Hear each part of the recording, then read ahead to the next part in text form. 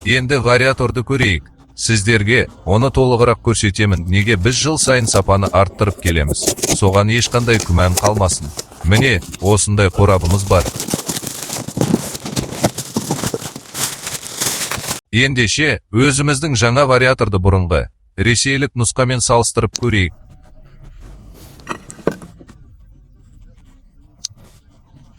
Ең алдымен, бірден көзге түсетіні біздің логотиппен жазу.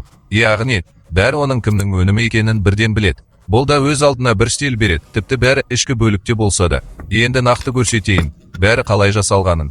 Вариаторларды аударып, металл сапасына қараймыз. Мұнда бәрі көзге анық көрінеді, мына жерде сызат, ұсақ жарықтар бар. Мұндай кемшіліктер бұл өндірістің көбінде кездеседі. Ал біздің вариатор мінсіз жасалған ешбір сызат жоқ. Бәрі тегіс әрі жылтыр. Мына жағынан да қараңыздар, металл сапасы мен өңдеуі мүлде басқа деңгейде. Біздікі жылтырап тұр. Енді вариаторлардың қозғалысын салыстырайық, олардың жүрісі мен біздің жүрісін.